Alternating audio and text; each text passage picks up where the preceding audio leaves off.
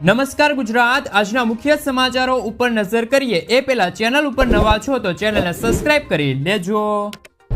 મિત્રો, વર્ષ 2025 અને 26નું કેન્દ્ર સરકારનું બજેટ રજૂ થઈ ગયું છે અને આ બજેટ પછી દેશની અંદર કઈ કઈ વસ્તુઓ છે એ સસ્તી થશે। તો મિત્રો, ઇલેક્ટ્રિક કાર છે એ દેશની અંદર સસ્તી થશે, સાથે સાથે મોબાઈલ ફોન અને ટીવી છે એ પણ સસ્તા થશે, જેની અંદર LED અને LCD ટીવી ના ભાવની અંદર ઘટાડો જોવા મળશે, કેમ કે આના ઉપર કસ્ટમ ડ્યુટી છે એ પણ ઘટાડીને 2.5% કરી દેવામાં આવી છે, એટલે કે 2.5% કરી દેવામાં આવી છે। સાથે સાથે દેશની અંદર કપડાં છે એ સસ્તા થશે, ચામડાની વસ્તુઓ છે એ પણ સસ્તી થશે। મિત્રો, જીવન રક્ષક દવાઓ છે એ સસ્તી થશે, જેમની અંદર ખાસ કરીને કેન્સરની જેટલી પણ દવાઓ છે એ સસ્તી થશે। લિથિયમ આયનની બેટરીઓ છે એ પણ દેશની અંદર સસ્તી થશે। EV અને મોબાઈલ, ખાસ કરીને મિત્રો એની બેટરી છે એ પણ દેશમાં સસ્તી થશે અને તબીબી સાધનો છે એ પણ દેશની અંદર કેન્દ્ર સરકારના બજેટ પછી હવે સસ્તા જોવા મળશે।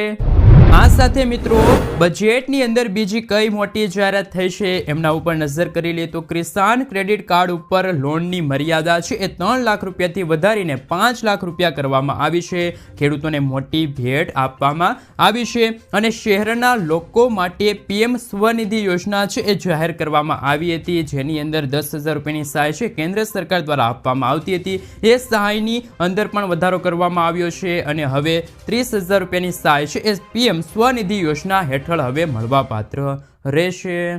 ત્યાર પછી મધ્ય વર્ગના લોકો માટે ખૂબ જ મોટી જાહેરાત કરવામાં આવી છે। આવકવેરા વિભાગની અંદર મોટી રાહત છે એ આપવામાં આવી છે। હવે 12.75 લાખ સુધીની વાર્ષિક આવક ઉપર કોઈ પણ પ્રકારે ટેક્સ છે એ લાગશે નહીં અને હવે તમે છેલ્લા 4 વર્ષનું ઇન્કમ ટેક્સ રિટર્ન ફાઇલ, એટલે કે ઇન્કમ ટેક્સ રિટર્ન ફાઇલ છે મિત્રો એક સાથે તમે કરી શકો છો, એટલે કે 4 વર્ષની ઇન્કમ ટેક્સ રિટર્ન ફાઇલ બાકી હોય તો એ પણ તમે હવે કરી શકો છો। અને વરિષ્ઠ નાગરિકો માટે TDSની મર્યાદા છે 50,000થી વધારીને 1 લાખ રૂપિયા કરવામાં આવી છે, એટલે કે TDSની મર્યાદા છે એ પણ બમણી કરી દેવામાં આવી છે।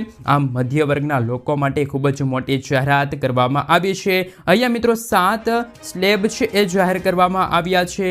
આવકવેરા વિભાગની અંદર તમે જોઈ શકો છો કે અત્યાર સુધી 3 લાખ રૂપિયાની આવક ઉપર 0% વ્યાજદર તમારે ભરવો પડતો હતો, પરંતુ હવે આવક મર્યાદા વધારવામાં આવી છે। હવે તમારી વાર્ષિક 4 લાખ રૂપિયા સુધીની આવક મર્યાદા ત્યાં સુધીમાં તમારે કોઈ પણ આવક વેરો, એટલે કે શૂન્ય આવક વેરો છે એ ભરવાનો રહેશે। ત્યાર પછી 5 થી લઈને 8 લાખ રૂપિયા સુધીની આવક મર્યાદા હોય તો તમારે 5% ઇન્કમ ટેક્સ ભરવાનો રહેશે। ત્યાર પછી 8 થી લઈને 12 લાખ રૂપિયા સુધીની આવક મર્યાદા હોય તો તમારે 10% અથવા તો 12 લાખથી લઈને 16 લાખ સુધીની આવક મર્યાદા હોય તો 15% અને 16 થી લઈને 20 લાખ સુધીની આવક મર્યાદા હોય તો 20% અને 20 થી લઈને 24 લાખ સુધીની વધુ આવક મર્યાદા હોય તો તમારે 25% છે એ મિત્રો ટેક્સ ભરવો પડતો હતો, આવક વેરો। અને મિત્રો જો વાત કરીએ તો 24 લાખથી વધારે હોય તો 30% તમારે ઇન્કમ ટેક્સ એ ભરવો પડશે।